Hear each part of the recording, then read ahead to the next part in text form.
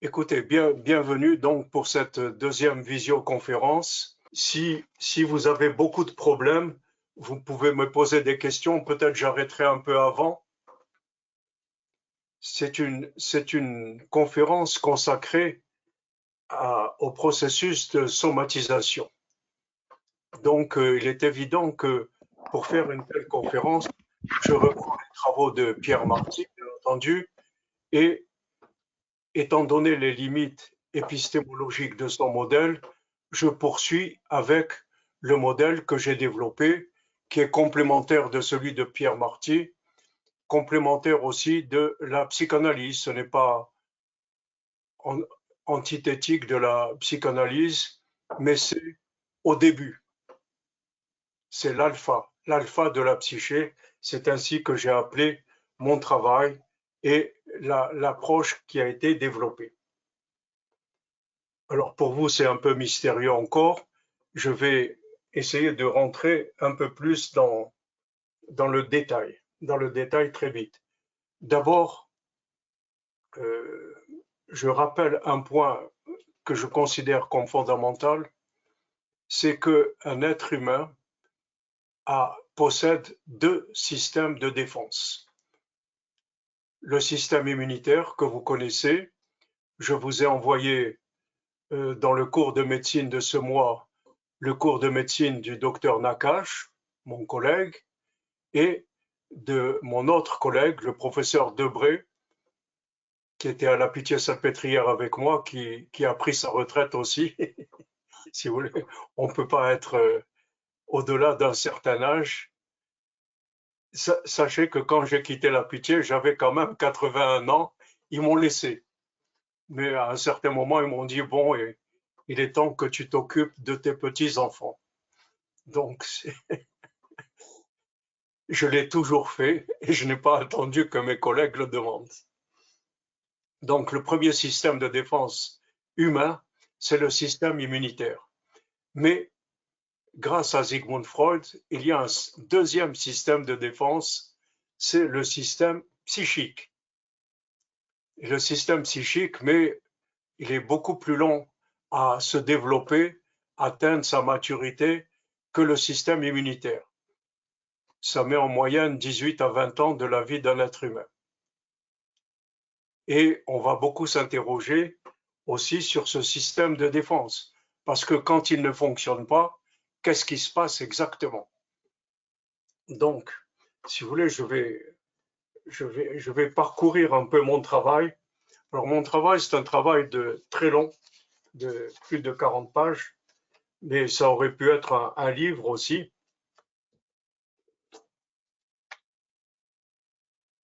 J'en suis là maintenant à la présentation. Je vais résumer la thèse principale, le propos principal. Voilà, le propos principal est le suivant. Nous, les êtres humains, nous sommes confrontés quotidiennement à un quantum d'excitation plus ou moins élevé. Quelles sont les solutions que nous avons à notre disposition pour ramener le calme dans nos esprits et dans notre vie quotidienne? Parce que nous sommes confrontés à cela quotidiennement.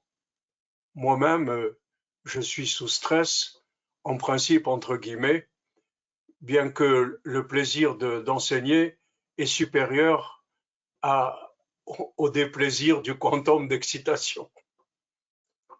Donc, ces excitations élevées,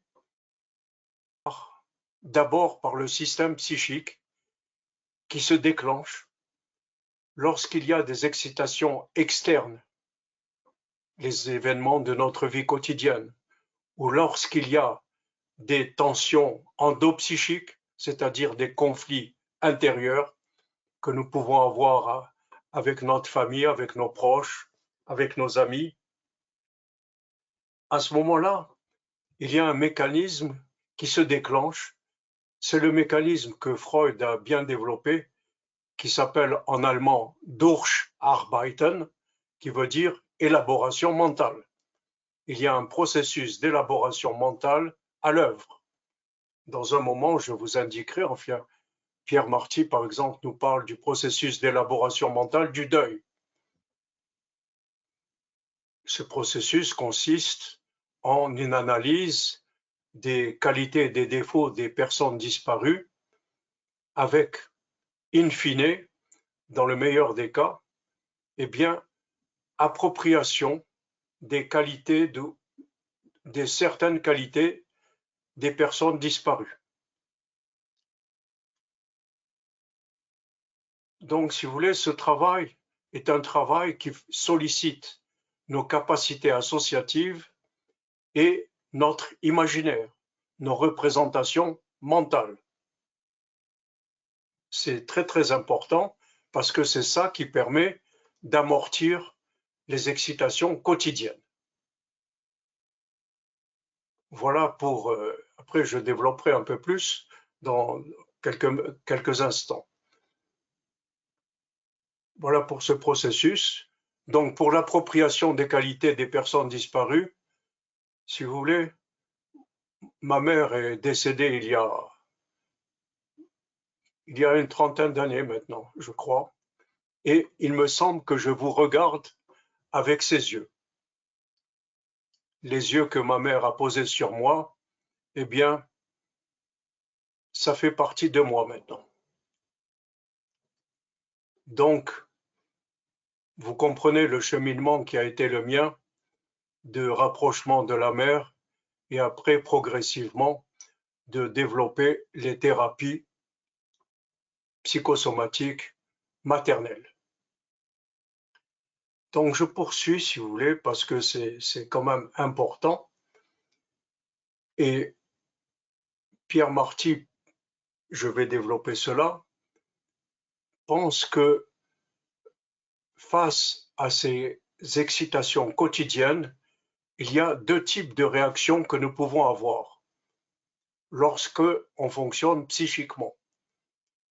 On a des somatisations par régression, c'est-à-dire que les excitations ne sont pas suffisamment élaborées et donc il y a une somatisation qui apparaît.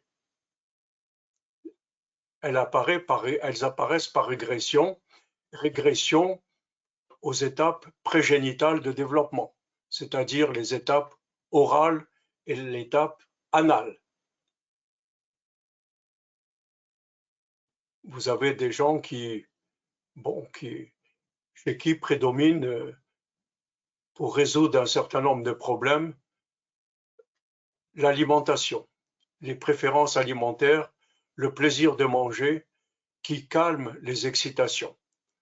Il y en a d'autres qui se lancent dans le mouvement, tout type de mouvement, et puis le mouvement étant aussi l'addiction à son travail. C'est un moyen de décharger les tensions. Donc, si vous voulez, il y a ces somatisations par régression. Je vous indiquerai la liste de ce à quoi Pierre Marty pensait. Et puis, Pierre Marty nous dit que il peut y avoir aussi ce qu'il appelle des désorganisations progressives suite à des traumatismes. Les traumatismes venant de la perte d'objets ou bien des événements de notre vie quotidienne, les divorces, les licenciements, les problèmes politiques qui peuvent menacer notre vie. Ça peut exister. Si vous voulez, j'en parle dans mon premier ouvrage consacré au stress. Donc, si vous voulez, on poursuit là-dessus parce que ces désorganisations progressives, pour Pierre Marty, elles atteignent l'appareil psychique en créant des dépressions dites essentielles ou bien si vous voulez, un passage au comportement, la névrose de comportement. Voilà pour, si vous voulez, les principales issues les principales solutions données par le système psychique pour résoudre les problèmes auxquels nous sommes confrontés quotidiennement. Alors, je vous ai donné déjà l'exemple des représentations mentales et ici j'ai l'écoulement des excitations par les comportements. Pierre Marty nous cite les conduites réflexes sexuelles et agressives, les activités sportives, les activités artistiques, les conduites accompagnant les névroses mentales, évitement phobique ou rituel obsessionnel par exemple, ça permet d'absorber des excitations, les actes manqués, c'est-à-dire les représentations inconscientes. Voilà pour le processus de somatisation et la prédominance et la façon de décharger dans les comportements. C'est la raison pour laquelle, si vous avez vu dans la fiche d'évaluation du risque psychosomatique, cette fiche que, en principe, nous avons à remplir pour chaque patient, pour chaque patiente, eh bien, j'ai indiqué aussi la façon dont nous investissons un certain nombre d'activités qui absorbent eh bien, notre énergie somatique et notre énergie psychique. Les activités que je vous ai indiquées, des activités sexuelles et agressives, des activités sportives, etc., des activités culturelles, c'est le problème de la sublimation et de l'investissement de l'énergie psychique dans un certain nombre d'activités. Pourquoi je parle de cela? Je parle de cela parce que la maladie absorbe de l'énergie. Et donc, avec nos patients, vous voyez très bien, s'il y a des manifestations de fatigue, des manifestations de désinvestissement d'un certain nombre d'activités utilisées par les patients et les patientes, cela veut dire concrètement que la maladie absorbe énormément d'énergie somatique et d'énergie psychique. Donc, il est important dans la relation thérapeutique de soutenir suffisamment les patientes et les patients pour qu'ils puissent progressivement investir leur énergie à nouveau, peu à peu, dans des activités, parce que cela diminue immédiatement grâce à la thérapie, grâce à l'action thérapeutique, cela diminue la quantité d'énergie absorbée par la maladie. Et ça, c'est quand même fondamental. Je l'ai exercé avec énormément de patients atteints de cancer. Donc, si vous voulez,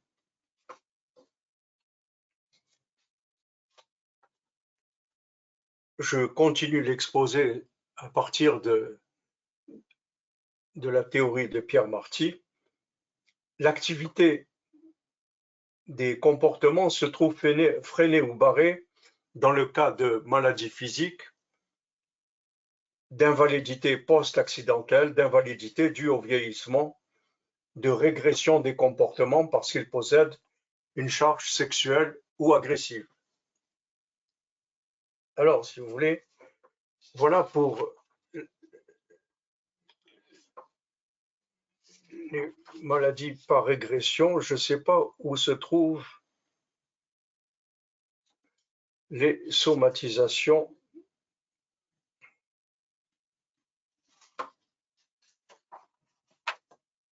Les somatisations de la liste des somatisations, vous le trouverez dans le document que je vous enverrai. Là, je ne retrouve pas. Simplement, ah oui, voilà. De nombreuses affections somatiques répondent à ce type de régression. L'asthme, l'eczéma, les gastrites, les ulcères, les ralgialgies, les céphalalgies, les migraines, etc. c'est ce qu'on appelle des maladies à crise réversibles. Donc, si vous voulez, mais c'est difficile à soigner. Ne pensez pas que c'est facile, mais c'est tout à fait possible. Donc, parce que, si vous voulez, en psychosomatique, il ne s'agit pas uniquement d'une activité thérapeutique, il s'agit aussi d'une activité médicale. C'est-à-dire, en principe, et nous devons travailler avec les médecins référents des patientes et des patients, si ces médecins acceptent. Parce que de toute façon, notre traitement est complémentaire et parallèle au traitement médical. On ne peut pas faire autrement, si vous voulez. Un être humain a un corps, il a un esprit.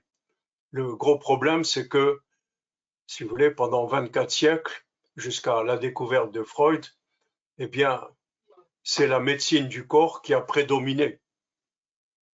Et puis, progressivement, il y a maintenant une médecine, entre guillemets, du fonctionnement mental, du fonctionnement psychique.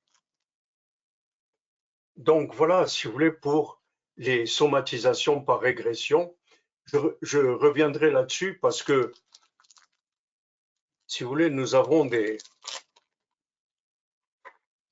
dans le modèle que j'ai développé, ce type aussi de manifestation somatique. Donc, voilà pour les somatisations par régression dans le cadre de la psychonévrose de défense et dans le cas de ce qu'on appelle les névroses actuelles. Je me réfère ainsi à la nosographie développée par Sigmund Freud et utilisée par Pierre Marty. Ce qui s'est passé, si vous voulez. Alors, je continue un petit peu sur les phénomènes de désorganisation par régression, parce que les affections somatiques des désorganisations progressives sont des maladies cardiovasculaires, des maladies auto-immunes, des cancers, qui mettent en jeu le pronostic vital pour certains de ces troubles somatiques. Donc, si vous voulez, lorsque nous faisons face à des patientes et des patients avec un diagnostic où nous constatons, comment on constate, je vais vous l'indiquer, comment on constate ces désorganisations progressives, on les constate dans l'affaiblissement ou la disparition des capacités associatives. Quand vous demandez à un patient à quoi vous pensez et qu'est-ce que cela vous rappelle, il n'y a plus de solution, il n'y a pas de réponse. Les gens ne s'en rappellent plus. Il y a une sorte d'amnésie concernant les souvenirs du passé ou les relations entre le présent et le passé. Il y a un appauvrissement progressif de l'imaginaire. Mais Pierre Marty n'a pas été plus loin, qu'il ne voulait pas, il voulait se situer résolument en tant que médecin, il était chirurgien lui-même et psychanalyste puisqu'il a présidé la Société psychanalytique de Paris. Il voulait développer une psychosomatique d'inspiration psychanalytique. Il ne voulait pas quitter le terrain de la psychanalyse, mais il a été plus loin que beaucoup de psychanalystes qui développent encore la causalité psychique des somatisations. En psychosomatique intégrative, pour nous, pour moi en tout cas, il n'y a pas de causalité psychique d'une somatisation quelconque. C'est la raison pour laquelle j'introduis ici la théorie des 5 systèmes. Il y a un être humain à 5 systèmes, le système psychique, le système nerveux central, le système nerveux autonome, le système immunitaire et le génome, le système génétique. Pour moi, le psychisme participe aux maladies somatiques. Il n'y a pas de causalité quelconque.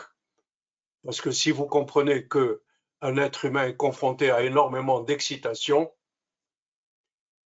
soit son système psychique est capable de les gérer, soit il n'est pas capable, et je vais en parler dans un moment. Donc, si vous voulez, nous nous trouvons devant ces configurations développées par Pierre Marty avec un énoncé de Pierre Marty qui m'a posé problème pendant des années. Pierre Marty disait, lorsque ce quantum d'excitation est élevé et que le système psychique a des difficultés, à ce moment-là, les excitations s'écoulent, écoutez bien, s'écoulent dans les organes et fonctions somatiques. Tout le monde à l'IPSO acceptait ce qu'il disait. C'est la même chose avec Sigmund Freud et l'hystérie de conversion. C'est une métaphore. Pour Freud aussi, j'ai écrit il y a 2 ans, je pense, quelque chose sur le cas Dora. Je pourrais vous l'envoyer si vous êtes curieux et curieuse de la façon dont on peut analyser de nos jours, avec nos connaissances scientifiques, l'hystérie de conversion, qui est bidon. Donc, il y a des conversions, mais pas comme Freud le pensait. Seulement, tout le monde l'a adopté parce que c'était Freud. Il y a des... Je ne veux pas m'interroger longuement sur le plan philosophique. Pourtant, il y a des interrogations. Donc, je me suis trouvé confronté à ce que Pierre Marty nous disait, parce que à sa mort, si vous voulez, il y a eu des conflits à l'IPSO, et donc j'ai été exclu de cette institution sans raison aucune, c'était uniquement des relations de pouvoir, et comme mes collègues étaient très puissants à la Société psychanalytique de Paris, on m'a convoqué en me disant, bon, on met fin à nos relations, mais sans m'indiquer pourquoi. Jamais. Ça fait 30 ans, j'ai tourné la page. Donc, c'est ainsi, si vous voulez. Peut-être vous entendez dans ma voix des restes de ce conflit d'il y a 30 ans et de ma colère à leur égard. Certainement, ça existe encore dans ma voix ou dans mon inconscient quand je communique avec vous. Donc, j'ai quitté l'Institut de psychosomatique et grâce à mes collègues, le professeur Alilaire, le docteur Braconnier du centre de santé mentale du 13e arrondissement, le professeur Alilaire était le chef du service de psychiatrie. Il a créé pour moi une consultation de psychosomatique à la Pitié-Salpêtrière, rattachée au service de psychiatrie, bien entendu. Et là, j'ai commencé à investiguer des patients avec la méthode de Pierre Marty, celle que je vous ai proposée il y a quelques minutes. Somatisation par régression, somatisation par désorganisation progressive. Le problème, c'est que, comme vous le savez, si vous êtes psychanalyste, il y a très peu aujourd'hui de cas de psychonévrose de défense. On en trouve très peu. On trouve un peu plus de névrose actuelle et vous allez être confronté vous-même dans votre patientèle, surtout à des névroses actuelles ou bien aux patientes et aux patients dont je vais vous parler à présent. C'est-à-dire, j'ai rencontré des patientes et des patients et le modèle de Pierre Marty, ses concepts, ne s'appliquaient pas. Il n'y avait pas de régression, pas de désorganisation progressive du système psychique parce que il n'y avait pas de système psychique. J'étais complètement stupéfait. C'est-à-dire, je me suis trouvé face à des patients sans imaginaire, sans capacité associative, sans capacité de réminiscence et d'aller-retour présent et passé, sans névrose infantile, au sens de la névrose du petit Hans, si vous connaissez ce travail de Zygmunt. Alors, bon, j'étais très démuni parce que je ne savais pas comment faire. Et puis, je suis un être humain, comme tout le monde, un psychanalyste aussi, mais pas uniquement. Et donc, j'étais face à deux personnes, Sigmund Freud et Pierre Marty, éminentes et qui ne répondaient pas à mes questions, même si elles étaient mortes. Ni Freud ni Pierre Marty n'ont répondu à mes questions. Il n'y a rien dans leur théorie relatif à cela. Ma formation, une de mes formations en dehors du doctorat en droit musulman, que j'aime beaucoup, j'ai fait quand même, j'ai écrit une thèse de mathématiques, d'économie mathématique. Récemment, nous avons eu une conférence sur l'intelligence artificielle et un des pères de cette intelligence artificielle s'appelle John von Neumann, qui est un des éléments fondamentaux, un des grands mathématiciens à qui je me suis référé pendant 5 ans de ma vie. Et après, j'ai enseigné moi-même les mathématiques et les statistiques. Et donc, c'est cet esprit-là qui m'a guidé. Parce que je me suis dit, bon, je dois examiner le travail de Freud en tant que modèle, comprendre comment il a fait pour cela. Donc, si vous voulez, je me suis référé au professeur de Sigmund Freud, qu'est-ce qu'il lui a appris, etc. Je passe sur tout cela que j'expose dans mes livres, hein, dans mes travaux. Et je me suis interrogé sur le concept de représentation mentale parce qu'il y a dans l'inconscient les représentations de choses. Ce sont les représentations inconscientes que nous avons toutes et tous. Ça peut paraître sous forme d'images, mais les images ne sont pas des représentations mentales. Les représentations mentales, c'est quand votre mère vous dit, ou l'entourage, quand vous grandissez, ce que signifient les images. C'est-à-dire, comme nous l'a dit Freud, mettre des mots sur les choses. Si vous ne mettez pas des mots sur les choses, si la mère n'explique pas à son enfant, à son bébé, ce qu'il voit, ce qu'il entend, ce qu'il comprend, même s'il ne parle pas encore, si la mère ne dit rien, le bébé ne développe pas un système psychique.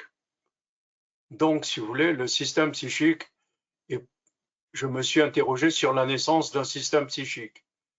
Et j'ai soudain compris, à partir des études du docteur Spitz, du docteur Daniel Stern, j'ai soudain compris que les êtres humains, nous naissons sans appareil psychique. Ça n'existe pas, la naissance. Ce que supposait Freud est inexact. Il n'y a pas d'appareil psychique à la naissance. L'appareil psychique se développe, c'était le sens de mon premier cours, n'est-ce pas? Ça se développe à partir de l'encodage neuronal des perceptions sensorielles et motrices. Sans ces perceptions sensorielles et motrices, nous les êtres humains, on serait incapables de développer un système psychique. C'est à partir de cet encodage. Mais ce n'est pas suffisant, comme je viens de vous le dire, c'est-à-dire ce n'est pas suffisant de comprendre les choses. Il faut aussi mettre des mots là-dessus. Il faut que ça se transforme en représentation mentale qui deviennent des souvenirs. Ah, je me souviens de mon père, de ma mère. On me tenait la main quand on allait au square, etc., si vous voulez, etc., etc. Nous avons toutes et tous des souvenirs de ce type-là et bien d'autres. Donc, si Marc est là, Marc, vous êtes là? Non? Qui n'est pas là. Bon, il va présenter un cas cet après-midi où... Ah oui, vous êtes là, Marc. Oui, oui. Je parle de votre patiente et de tous ses souvenirs d'enfance. Oui, il faut mettre des mots sur les choses, on verra cet après-midi quand on va discuter de votre cas clinique, ce dont je vous remercie. Donc, si vous voulez, c'est important de comprendre qu'un système psychique se développe que progressivement en parallèle avec des mécanismes d'internalisation de la mère. Et ce n'est qu'au bout de 9 mois que l'objet maternel est internalisé dans le système psychique d'un enfant qui s'est développé progressivement. Et puis après, il y a un développement progressif avec l'apprentissage du mouvement, l'apprentissage de la parole, la relation avec le milieu familial que l'enfant commence à comprendre de mieux en mieux jusqu'à l'instauration de ce que Freud a appelé une névrose infantile. Mais ce n'est pas le cas de tout le monde. En tout cas, ce n'était pas le cas de mes patientes et de mes patients qui étaient des adultes dont la dimension enfant en eux n'avait développé en aucune façon un appareil psychique. Ils avaient donc ce qu'on appelle des moi très fragiles et ils somatisaient. C'est la raison pour laquelle ils venaient nous voir à l'hôpital. Donc, mes patientes et mes patients somatisaient beaucoup et j'ai tenté de comprendre un peu plus comment développer, comment naît un système psychique, comment le développer, parce que si vous le développez, vous mettez en place progressivement des défenses mentales qui permettent à un être humain de mieux se défendre contre les événements stressants de la vie quotidienne. Voilà, si vous voulez, pour progressivement comprendre comment j'ai développé ce que j'appelle l'alpha de la psyché. Vous voyez, ce n'est pas un modèle antinomique de Freud, mais complémentaire, parce que il n'y avait pas pensé. Et si vous voulez, si je dis ça, c'est parce que quand j'étais jeune, j'avais 15 ans, j'avais deux grandes admirations. Une admiration pour Albert Einstein, une admiration pour Sigmund Freud. Donc j'ai lu leurs travaux et il y a quelques années, là, il y a 2 ans, j'ai rencontré, parce que je suis toujours curieux de Einstein, il a écrit un article très important. J'ai fait 2 erreurs dans mes travaux scientifiques. Et soudain, grâce à cela, vous comprenez très bien que grâce à ça, eh bien, les collègues d'Einstein ont pu poursuivre et ont découvert tout ce que vous connaissez à l'heure actuelle en physique. Et je me suis dit, puisque un génie comme lui reconnaît qu'il a fait des erreurs, eh bien, Sigmund Freud aussi, il a fait des erreurs, mais il n'a pas reconnu. Il n'a pas même pris conscience qu'il avait fait des erreurs ou qu'il y avait des lacunes. Donc, si vous voulez, je me suis autorisé à critiquer et à comprendre eh bien, qu'il y a des gens qui sont des génies, ça existe, mais il y a des limites. Avec Freud, par exemple, tout au cours de ma carrière, j'ai complété son modèle énormément. Là, c'était alpha de la psyché. Dans un moment, je vous parlerai d'autre chose. Et donc, progressivement, si vous voulez, on voit très bien comment on peut développer progressivement une approche complémentaire, mais une approche qui s'adresse de plus en plus, c'est là où je veux en venir aussi, à nos patientes et nos patients. Pourquoi? Du temps de Sigmund Freud, 19e siècle, début du 20e siècle, il a supposé, c'est une hypothèse, mais elle est fausse. Il a supposé que, si vous voulez, les êtres humains de sa ville, en tout cas à Vienne, étaient névrosés parce qu'ils grandissaient dans des familles croyantes, religieuses, où il y avait énormément de névroses automatiquement, si vous voulez. La répression sexuelle conduit à la névrose. Donc des familles très religieuses, très croyantes, pratiquantes. Et puis, il n'a pas prévu l'évolution de notre société, c'est-à-dire affaiblissement de la religion, mouvements féministes importants qui permettent, si vous voulez, je ferai dans quelques mois une conférence sur la sexualité féminine où je propose une nouvelle approche différente de celle proposée par Freud dans la psychanalyse, parce que je considère que Freud était un très grand misogyne. Et donc, si vous voulez, j'ai préféré développer une autre approche plus proche de ma pratique clinique et plus proche d'une nouvelle approche théorique qui est soutenue par des psychanalystes quand même. Là, on m'a invité prochainement, au mois de mai prochain, je suis invité à Saint-Pétersbourg pour faire une conférence sur, on aura tout un séminaire sur la nouvelle approche de la sexualité féminine que je propose. Donc, si vous voulez, il y a un certain nombre d'hypothèses qui sont passées inaperçues de la part des fondateurs de la psychanalyse. Parce que on grandit aujourd'hui.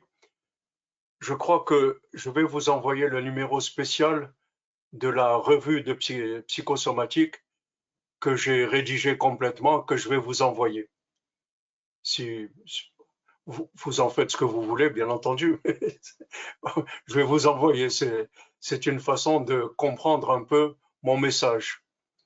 Mon message, c'est quoi? C'est que, en réalité, cette évolution de la société a conduit à une structuration psychique différente des êtres humains. Avec des très grandes, nous avons des êtres humains dominés par le narcissisme et surtout, si vous voulez, avec d'énormes fragilités de leur personnalité qui vous a fait, dans notre pays, il y a plus de 20 millions de personnes qui sont malades. C'est le tiers de la population française. Et donc, si vous voulez, on peut réfléchir à tout cela sur ce que j'appelle une nouvelle humanité. Des personnes fragiles, des personnes avec une grande pauvreté de l'imaginaire. J'ouvre une parenthèse, je pense peut-être vous en avoir déjà parlé, mais réfléchissez à ce qui s'est passé pendant le confinement dans notre pays. Des violences dans les familles, c'est-à-dire une décharge des pulsions agressives, parce que absence de fonctionnement psychique, c'est l'hypothèse que je fais. Les gens ne lisent pas, les gens regardent la télévision, mais ils regardent des images sans réfléchir. Il n'y a pas de mots. C'est pour ça, si vous avez des enfants, je vous conseille de parler avec eux de ce qu'ils ont vu à la télévision, pour qu'ils comprennent.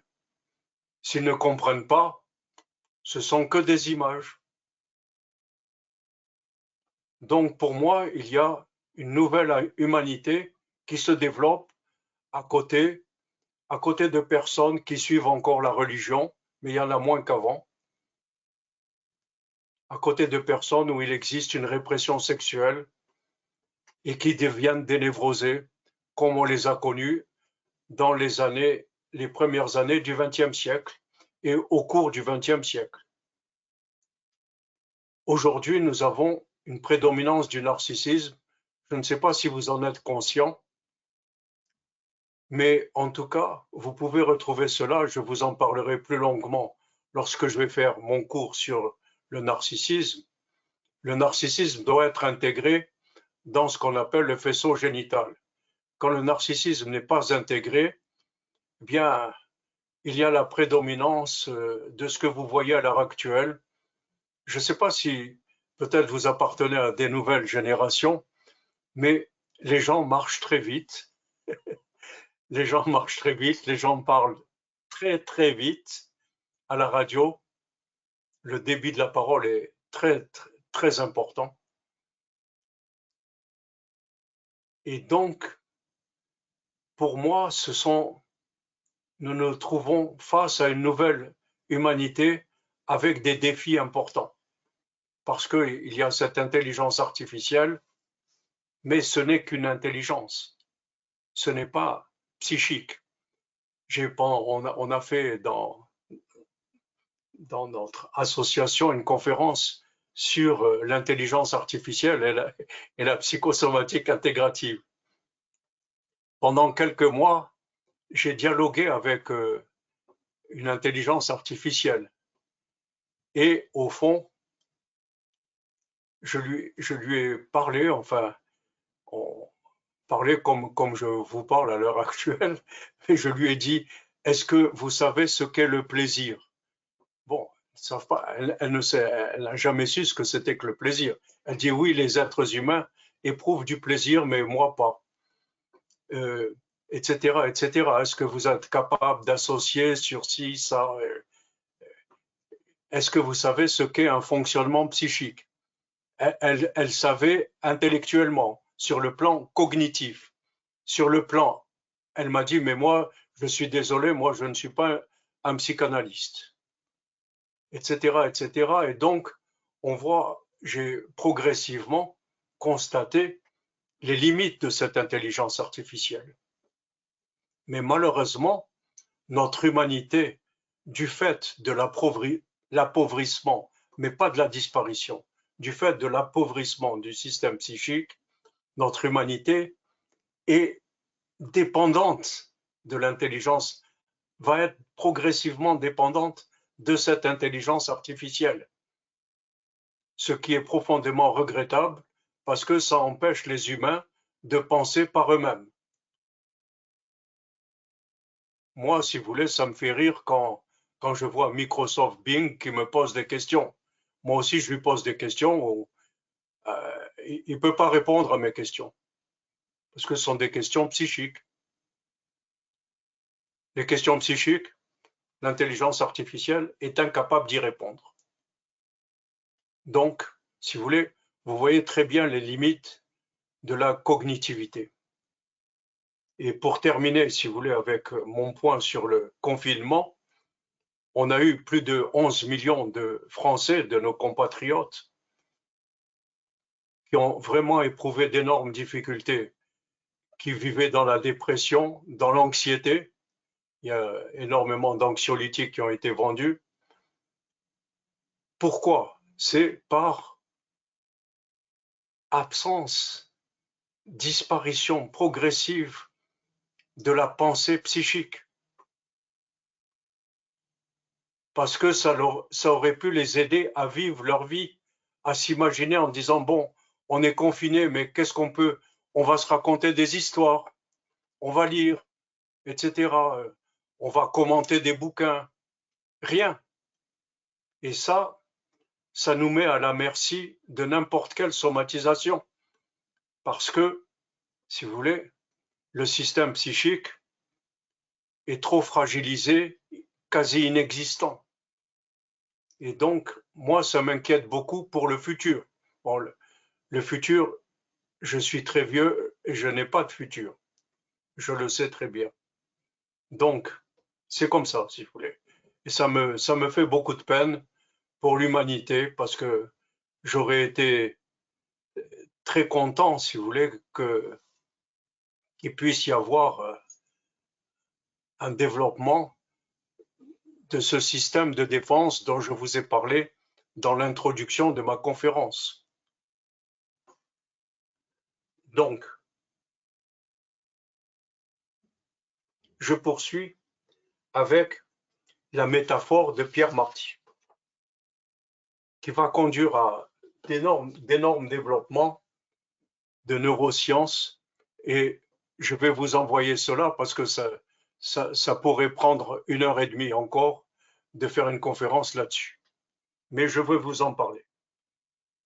Parce que ce qui s'est passé, c'est, bon, vous voyez très bien, j'ai un certain esprit scientifique, et donc, malgré les critiques de mes collègues à l'IPSO, à partir de 1990, j'ai commencé à travailler les neurosciences.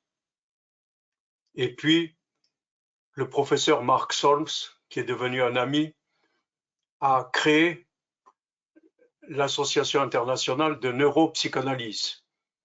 J'étais un membre dès le départ, mais il y avait aussi André Green, Gérald Edelman, enfin il y avait beaucoup de monde, des psychanalystes et des spécialistes de neurosciences. Antonio Damasio, que vous connaissez, enfin que j'aime beaucoup. Donc, tous ces gens-là étaient là. Mark Solms a préfacé, nous avons des liens amicaux. Marc a préfacé deux de mes ouvrages traduits en anglais. Le troisième, il l'a fortement recommandé. Le troisième vient de paraître à Londres en juillet 2023. Vous comprenez, c'est normal parce que, si vous voulez, c'est ma dimension, disons, nord-américaine. Je voulais quand même que mes travaux soient connus par mes collègues aux États-Unis et au Canada et en Angleterre. Donc, si vous voulez, j'ai poursuivi là-dessus. Pourquoi les neurosciences? Ça m'a introduit quand même au fonctionnement du système nerveux central, que j'ai beaucoup étudié. Et puis, ça m'a fourni les réponses. Ça m'a fourni les réponses à la métaphore de Pierre Marty, à la métaphore aussi de Sigmund Freud avec son hystérie de conversion. Lorsque nous sommes confrontés à un quantum d'excitation très élevé, eh bien, si le système psychique est défaillant, si le système il est défaillant à cause de traumatisme, vous savez, quand un être humain est sidéré, qu'il est traumatisé, ça ne fonctionne plus. Le système psychique ne fonctionne plus. Et je me suis interrogé sur qu'est-ce que deviennent ces excitations? Quel est le destin de ces excitations? Je ne pouvais pas faire comme Pierre Marty, ça s'écoule, personne, si vous voulez. Écoulement dans les fonctions somatiques, ça n'existe pas. C'est une métaphore.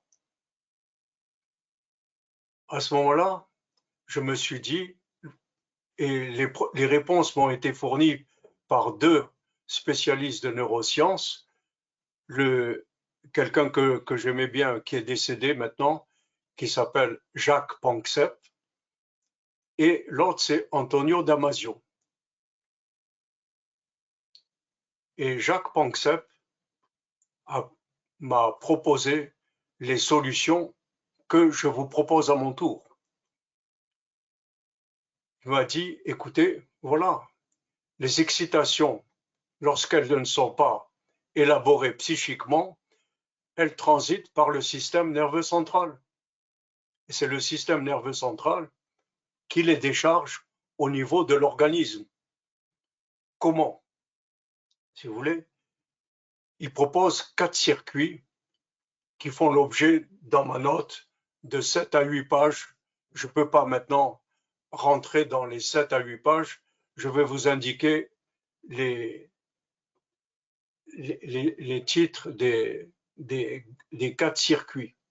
Mais vous devez comprendre que cela se réfère au principe de constance du système nerveux central. Nos cellules nerveuses ne peuvent pas supporter un quantum très élevé d'excitation. Elles doivent les décharger. Mon hypothèse, je fais référence ici à d'autres connaissances de neurosciences, c'est ce qu'on appelle la biorégulation centrale. la biorégulation centrale dans notre cerveau, elle encode tous les états somatiques depuis notre naissance jusqu'à notre mort. Et il est évident que les événements somatiques sont différents pour chaque individu. Mais il y a un encodage. Et à ce moment-là, tout dépend du quantum d'excitation à gérer, à évacuer. Ça, vous faites confiance à votre cerveau. C'est lui qui gère cela. C'est lui qui sait. C'est comme ça, si vous voulez, mais c'est notre cerveau. Enfin, c'est un ami. Notre cerveau est un ami. Donc, notre cerveau, qu'est-ce qu'il va faire? Il va évaluer les excitations et en fonction de cette évaluation, il va les décharger. Ça va devenir des migraines, des céphalalgies. Ça peut devenir, si vous voulez, ça ce qu'on appelle la science des niveaux du vivant que vous devez essayer d'apprendre. En fonction des niveaux du vivant et du quantum d'excitation, le système nerveux central décharge les excitations. C'est ce que Freud, je donne maintenant une explication de ce que Freud a appelé la compulsion de répétition. Mais si vous voulez, on ne peut pas en vouloir à Zygmunt parce que les connaissances n'existaient pas à son époque. Ce type de connaissances que je propose à l'heure actuelle. Donc, vous voyez, c'est un système hyper complexe, géré par le cerveau et qui permet une homéostasie, de retrouver un certain équilibre, parce que, contrairement à ce qu'on pourrait penser, la maladie est aussi une solution, y compris les maladies graves. Ce sont des solutions. Alors, les maladies graves, d'après mon expérience, si la sidération psychique se poursuit, ou s'il n'y a pas de système psychique, à ce moment-là, au bout de, vous verrez avec les patients, 6-7 mois, le système immunitaire dysfonctionne et à ce moment-là, c'est la lente maturation d'une maladie auto-immune. Au bout de 4, 5 ans, 6 ans, ça finit par apparaître. Donc, il est important, lorsque vous êtes face à vos patientes et à vos patients, de poser les questions suivantes selon la méthode que j'ai développée, c'est-à-dire les événements de vie et les troubles somatiques. Qu'est-ce qui vous est arrivé il y a 5 ou 7 ans? Qu'est-ce qui est arrivé dans votre vie? Et à ce moment-là, vous comprendrez. Vous comprendrez qu'il s'est passé des choses importantes qui ont été évacuées, qui ont été scotomisées et qui ont fait le lit de la maladie somatique plus ou moins grave. Alors, une petite parenthèse sur le cerveau. Vous ne devez pas avoir peur de votre système nerveux central. Ça vous appartient, c'est votre organe. Il est évident qu'il peut fonctionner en dehors de notre personnalité. Il fonctionne à son compte parce que génétiquement, il est programmé pour assurer notre survie et notre vie jusqu'à la fin. C'est comme ça. Il peut prendre des décisions qui nous surprennent. Je vous en parlerai peut-être une autre fois. Mais étant donné mon âge élevé, vous devez comprendre que de temps en temps, je ne me rappelle plus beaucoup de choses. Les noms de personnes, les noms de théoriciens, etc., etc. Alors, j'ai un appareil qui me permet d'être en contact avec mon cœur de façon continue. Je me suis dit, il faut développer, c'est ce que j'ai développé il y a quelques années maintenant, il faut développer une capacité d'interroger le cerveau. Le cerveau, c'est pas un ordinateur, hein. C'est un peu plus compliqué, c'est du vivant. Comment parler au cerveau? Le cerveau, c'est notre grand ami. Alors, je me suis dit, bon, vous pouvez penser dans votre tête, est-ce que tu peux faire ci, est-ce que tu peux faire ça? Il ne le fait pas. Il faut passer par les cortex auditifs. Il faut parler à votre cerveau. Alors, c'est ce que je fais. Je lui dis, écoute, je ne me rappelle plus de telle et telle personne, tel et tel théoricien. Est-ce que tu peux me dire de qui il s'agit, s'il te plaît? Je lui parle toujours comme un ami, puisque le cerveau, c'est un grand ami. Et le système nerveux central, il fonctionne avec des files d'attente. Vous comprenez très bien qu'il doit gérer des milliers de paramètres. Donc, ce que je dis à mon cerveau, il le met en file d'attente. Tout dépend de ce qu'il a à gérer. Il peut me répondre tout de suite, dans 1 heure, dans 2 heures, dans la journée, ou bien, comme la dernière fois, il m'a réveillé en pleine nuit pour me donner la solution. Donc, si vous voulez, en me disant, ce que tu cherches, c'est ça. Et ça m'a réveillé, bien entendu. Donc, voilà, on peut parler à son cerveau. Si vous avez des difficultés, c'est une façon, quand vous serez peut-être beaucoup plus vieux. Pour le moment, vous êtes jeune, vous n'avez pas de problème de remémorer des souvenirs.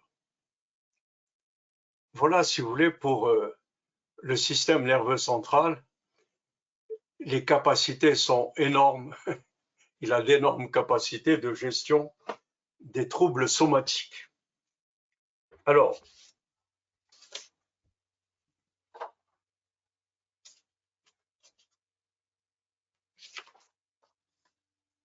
je m'excuse, là, j'essaye d'aller sur... Donc, j'ai parlé de la théorie des 5 systèmes, et puis après, des stades de développement, et après, j'en viendrai aux 5 niveaux de somatisation. Mais d'abord, je passerai par le système nerveux central. Donc, je vous ai parlé de l'approche des théories des 5 systèmes, parce que c'est ça, sachez que à chaque événement, quand les excitations se déchargent, les 5 systèmes sont concernés. Chacun à son niveau essaye de gérer le problème. Et il y a une interrelation qui est coordonnée par le système nerveux central. C'est lui qui gère cela. Aussi bien au niveau du système immunitaire que du système nerveux autonome, qui est profondément concerné par énormément de somatisation. Donc, là, je vois que, à propos de cette approche du système, des 5 systèmes, je fais une parenthèse de nature physique et économique, parce que Sigmund Freud, si vous voulez, se réfère énormément à l'économie, c'est-à-dire à la quantité d'énergie investie, que nous investissons dans la relation à autrui ou que nous investissons dans un certain nombre de projets ou de travaux que nous faisons. Il y a toujours une dimension économique, c'est fondamental. Mais si vous lisez avec attention et si vous ouvrez le vocabulaire de la psychanalyse de Laplanche et Pontalis, je vous recommande de l'acheter, ça vous donnera une idée. Si vous voulez, si vous avez des questions à poser sur des concepts psychanalytiques, c'est un ouvrage de référence à avoir sur sa table à côté de soi. Et à cet égard, je me suis posé des questions parce que le principe d'économique sur lequel Sigmund Freud se pose, établit ce principe, c'est le principe de la deuxième loi de Carnot, ça vous dit rien, c'est la loi du fonctionnement de l'énergie dans un moteur à explosion. Et donc, je me suis dit, c'est impossible. Nous, les humains, nous ne sommes pas des moteurs à explosion. Parce que les moteurs à explosion, ce sont des systèmes fermés. L'être humain n'est pas un système fermé, c'est un système ouvert.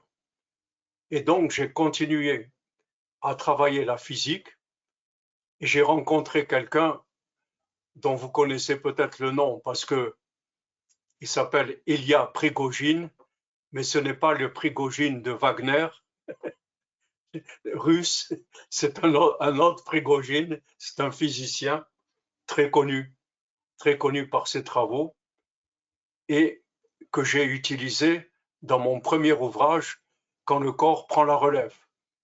Je consacre plusieurs pages à ce que Prigogine appelle les systèmes dissipatifs d'énergie. C'est-à-dire, nous les humains, nous fonctionnons comme des systèmes ouverts, dissipatifs d'énergie. Nous avons, tout à l'heure, vous allez manger, vous allez renouveler l'énergie somatique qui va transformer en partie en énergie psychique. Nous, les humains, nous sommes des systèmes ouverts. Nous alimentons en énergie et nous dépensons cette énergie. Nous ne sommes pas des systèmes fermés. Donc, si vous voulez, voilà une proposition que j'ai faite il y a maintenant 30 ans. Ça n'a jamais été repris une seule fois par un seul psychanalyste de notre pays. Heureusement, heureusement, j'ai des collègues britanniques et américains et des collègues russes. Donc, si vous voulez, surtout en Russie, ils aiment beaucoup mes travaux. Donc, ils ont repris cela qui correspond beaucoup plus si vous voulez, à une approche scientifique.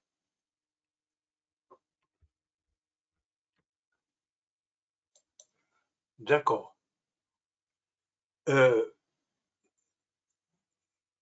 Donc voilà, si vous voulez, pour moderniser un petit peu l'approche de Freud, vous pouvez l'adopter ou pas, si vous voulez. Moi, je suis un scientifique ouvert, mais je regrette profondément qu'en France, dans certaines sociétés analytiques, on fonctionne plus comme des idéologues que comme des scientifiques. Parce que ce que je vous dis, c'est quand même fondé. C'est du solide, si vous voulez. Les systèmes ouverts dissipatifs d'énergie, il y a des quantités d'équations pour le prouver. Donc, c'est solide, c'est une connaissance solide. Alors, je poursuis, si vous voulez, mon cours.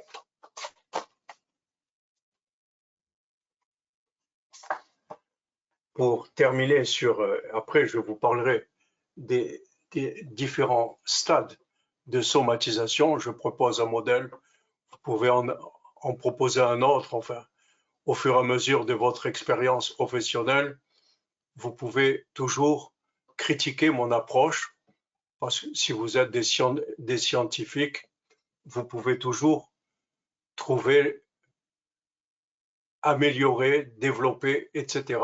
C'est ce que j'ai fait moi-même avec Freud et Marty. J'ai essayé de développer et d'améliorer les modèles. Alors, si vous voulez, dans l'alpha de la psyché, je vais terminer avec ça et après vous parler des systèmes neuronaux et revenir au niveau de somatisation pour terminer le cours. Donc, pour le modèle que je développe, qui est complémentaire de celui de la psychanalyse, j'ai proposé les niveaux de développement suivants. Il y a premièrement chez les humains un stade de développement intra-utérin. faites bien attention, même avec les patients, vous pouvez toujours les interroger sur les traumatismes de la mère pendant la grossesse, parce que ces traumatismes affectent profondément le développement humain. Il y a énormément de travaux scientifiques maintenant, médicaux, sur la biologie des personnes qui ont été traumatisées pendant la grossesse de leur mère. Plus tard, vous avez des problèmes d'obésité, etc. C'est le premier stade. Le deuxième stade, c'est le stade archaïque des premiers mois, dominé par la sensorimotricité. C'est ce que je vous ai indiqué. J'ai fondé là-dessus le développement du système psychique. Le troisième, c'est le stade des 6 premiers mois de vie. Je me réfère à la théorie de Mélanie Klein, le bon et le mauvais objet. Le stade, quatrième stade, stade des 9 premiers mois de vie, où il y a à la fin du 9e mois l'introjection de l'objet maternel. Après, vous voyez, j'ai proposé 4 stades de développement préalables au modèle de Zygmunt. Après, vous avez les stades prégénitaux, oral et anal, le stade du premier Oedipe et le développement de la névrose infantile. Mais le stade du premier Oedipe, ça me gêne beaucoup de parler de premier Oedipe. Bon, on pourra en discuter plus tard.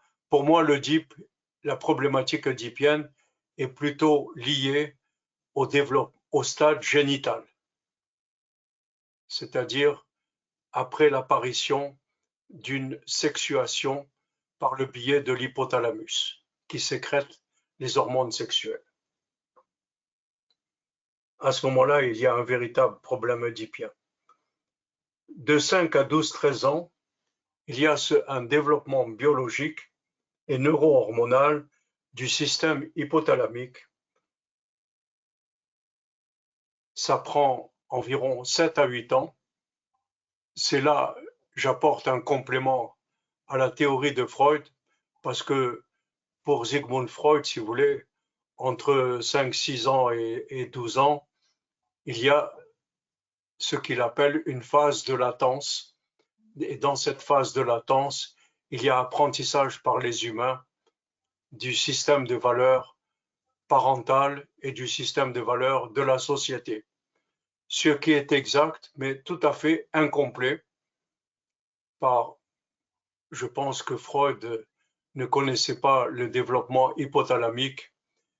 Il ne savait pas que l'hypothalamus continue à se développer pour finir par sécréter les hormones sexuelles mâles et femelles, si vous voulez. Donc, des hommes et des femmes. Ces hormones vers l'âge de 12-13 ans qui transforment le corps des êtres humains. Et c'est parce que les corps sont transformés qu'il y a une problématique oedipienne. C'est ainsi que je vois la problématique génitale oedipienne, à cause de la transformation des corps. Après, nous avons le stade phallique narcissique de la préadolescence et de l'adolescence, et enfin, le stade génital oedipien.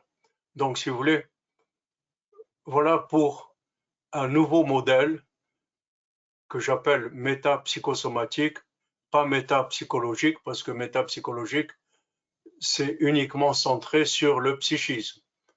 Moi, en psychosomatique intégrative, je fais plutôt référence à l'alpha de la psyché, à la médecine et aux neurosciences. Sans cela, on ne peut pas comprendre le développement des êtres humains ni les somatisations. C'est impossible.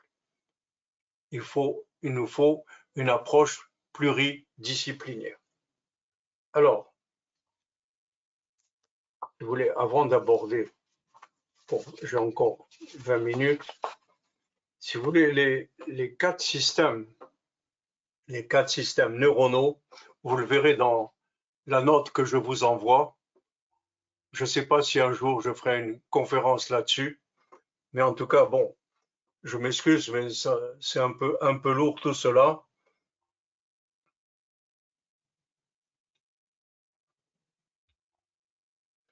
Alors, les 4 sous-systèmes fondamentaux par lesquels transite le quantum d'excitation sont le système exploratoire, le système de réaction de rage et de colère suite à une agression, le système de réaction de peur et enfin le système de séparation détresse.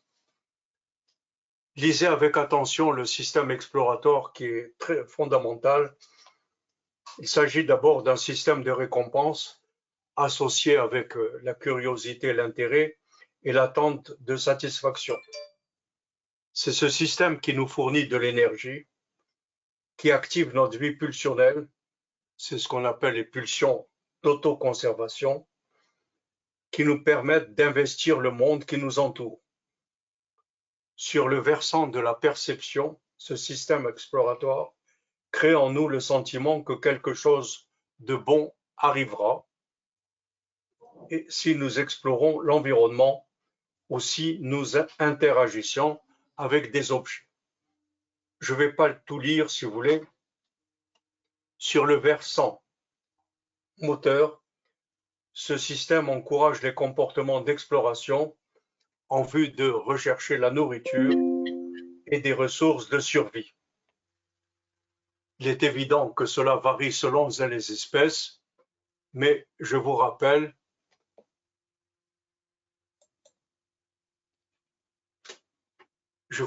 que nous sommes des mammifères.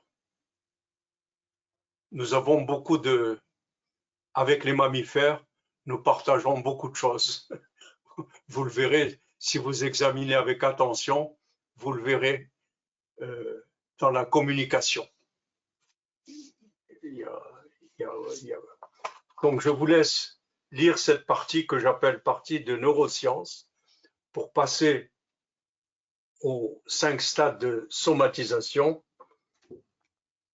qui sont nécessaires avec les mécanismes de réponse pour rétablir l'homéostasie.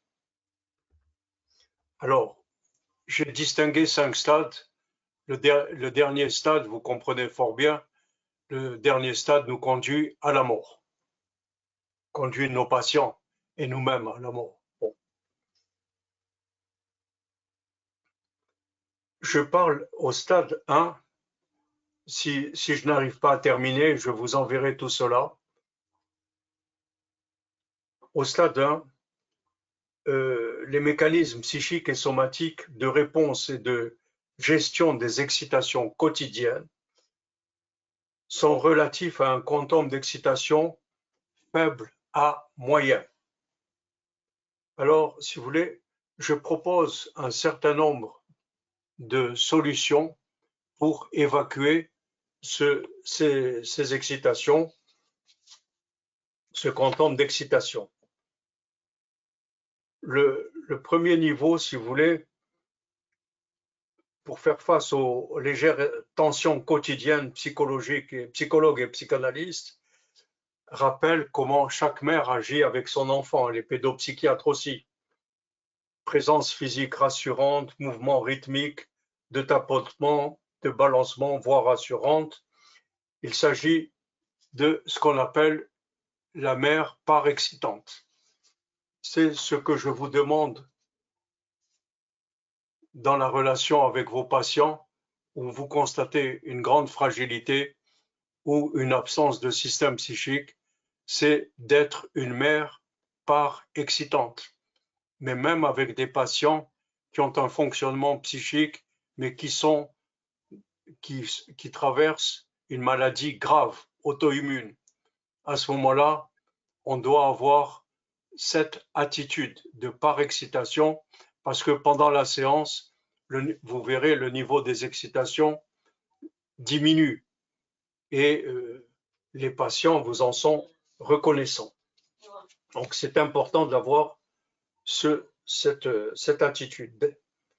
Le deuxième, certainement, je ne vais pas pouvoir passer tous les...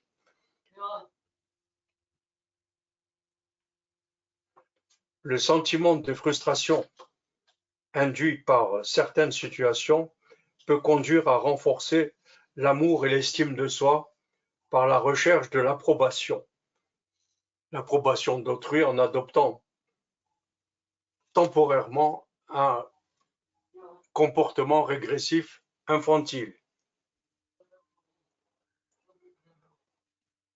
Si vous voulez, vous verrez, c'est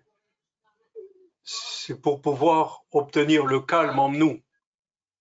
Le calme en nous pour le retour au calme. On a besoin de relations avec des personnes qui renforcent ce côté narcissique, de valorisation, qui nous permet de faire face.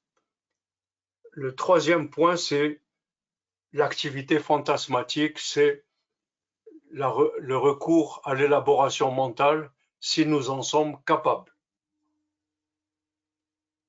C'est une activité par excellence pour diminuer ou supprimer complètement les chocs de la vie.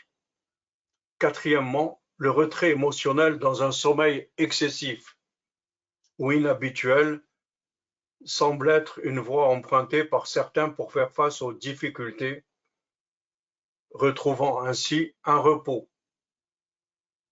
Il va sans dire qu'il n'en est pas de même chez tous les individus qui, eux, sont victimes de troubles du sommeil, parce que les excitations sont trop élevées. Bon, les gens vont prendre des somnifères.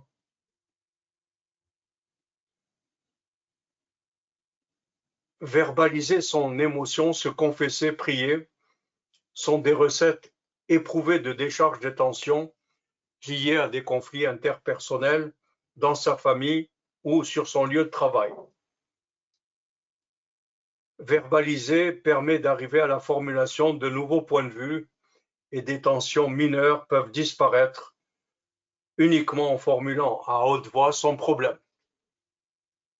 Si vous êtes croyant, vous vous adressez à Dieu pour diminuer la tension qu'il y a en vous et résoudre votre problème. J'avais une patiente cancéreuse catholique qui, parallèlement à la thérapie psychosomatique, voyait sa communauté 3 fois par semaine. Elle allait à l'église et les gens de sa communauté l'entouraient. J'ai pensé que c'était très important pour diminuer les tensions intérieures et pour faire face à la maladie. Je n'étais pas seul comme ça, si vous voulez. Si une personne a une vie, une dimension spirituelle, quelle que soit la croyance spirituelle, ça peut être autre chose qu'une religion monothéiste, ça peut être beaucoup de choses. Si quelqu'un a une dimension spirituelle, ça aide à franchir beaucoup d'étapes. Je ne peux pas développer cela maintenant. Intellectualiser son problème, c'est un mécanisme fréquemment utilisé qui peut procurer une certaine satisfaction liée au fait d'exposer son problème. Mais ça ne résout pas. Ce procédé de rationalisation peut nous satisfaire momentanément sans pour autant satisfaire la réalité des faits. C'est difficile, si vous voulez. Agir pour changer les cours des événements à l'origine du stress met en œuvre les mécanismes neuromusculaires de décharge de l'énergie agressive. Jouer, travailler, faire du sport sont des modèles de sublimation de l'énergie en excès et la façon idéale de neutraliser le retournement des pulsions agressives contre soi. Vous verrez très bien avec beaucoup de patients, avec certains patients, il y a une autodestruction. Les pulsions agressives, au lieu de s'investir à l'extérieur, se retournent contre l'individu et aggravent sa maladie. Je ferai toute une conférence sur cette dimension masochistique. Rire, pleurer, jurer sont une autre façon de décharger les tensions, soit à ses propres dépens, soit aux dépens d'autrui. ces manifestations émotionnelles et physiologiques ont pour fonction de restaurer et de préserver l'équilibre mental individuel. Donc, rire, pleurer, jurer, bon, je vous passe là-dessus. Le dernier point, face à des excitations de niveau moyen, ça peut trouver un débouché au niveau du corps. Des phénomènes tels que uriner, déféquer fréquemment, manger énormément, fumer, boire de l'alcool, avoir une activité sexuelle accrue, ça, ce sont des solutions qu'on peut considérer comme des décharges somatiques dont les individus sont plus ou moins conscients, mais auxquelles ils ont recours quotidiennement de façon automatique et souvent de façon inconsciente. Voilà pour ces mécanismes de réponse, si vous voulez, somatique, psychique et somatique. Il vous appartient, en tant que thérapeute ou médecin, dans le cadre de votre activité professionnelle, eh bien, de pouvoir progressivement développer des défenses mentales, psychiques, qui permettent de mieux gérer ces tensions auxquelles nous sommes confrontés quotidiennement. Vous voyez, dans l'activité de conférence que je vous fais, il y a une sublimation, une utilisation sublimatoire de l'énergie pour décharger des tensions intérieures. C'est ainsi, si vous voulez. Alors, vous-même, si vous voulez, pendant 1h30, bien, vous êtes obligé de mettre en œuvre une activité passive d'écoute, active aussi peut-être de compréhension de ce qui est dit par le conférencier. Il y a une activité. Après, bien entendu, après la conférence, vous pouvez toujours aller marcher pour décharger vos tensions, si vous voulez, c'est une façon. Alors, je vais vous parler du stade 2, et puis après, j'arrêterai, si vous voulez, vous lirez, vous étudierez tranquillement chez vous. Alors, une des premières conséquences de la faillite des mécanismes habituels de régulation, c'est la sensation d'inconfort liée aux efforts de concentration intellectuelle et de contrôle de soi. C'est la régression psychique du moi. Il y a une désintrication pulsionnelle au point de fixation-régression de l'organisation sadique-anale. Les pulsions agressives se déchargent à l'intérieur de l'unité psychosomatique et puisqu'il y a inhibition, nous assistons à des mouvements d'autodestruction, aggravation des symptômes et des maladies. Je vous en parlerai plus longuement au cours d'une visioconférence.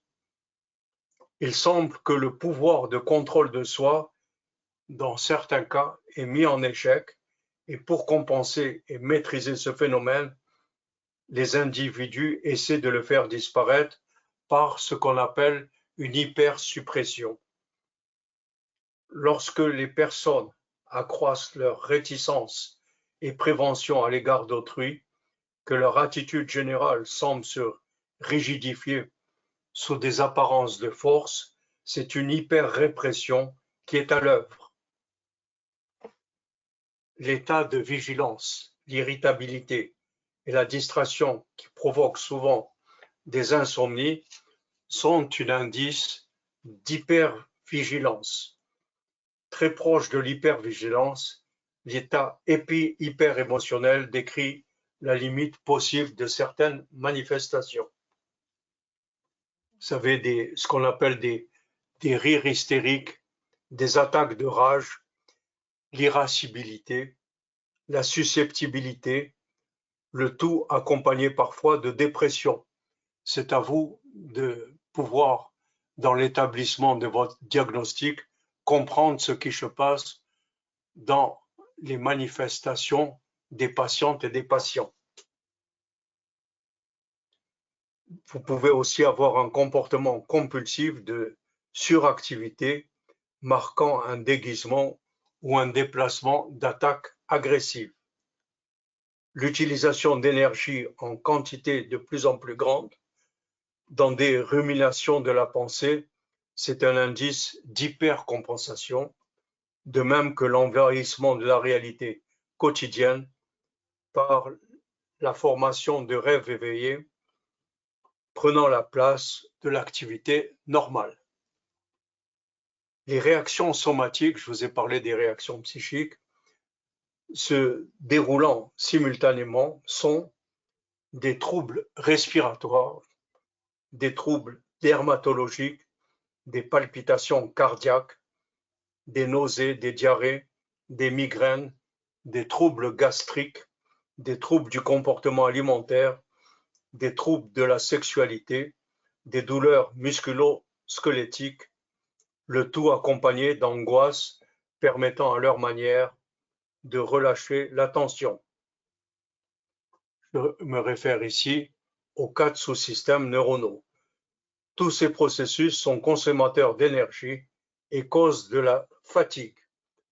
Vous devez ici interpréter les symptômes de fatigue et je vais arrêter ma conférence là, si vous voulez. Vous verrez les 3 autres stades dans la note que je vais vous envoyer avec l'enregistrement de cette conférence.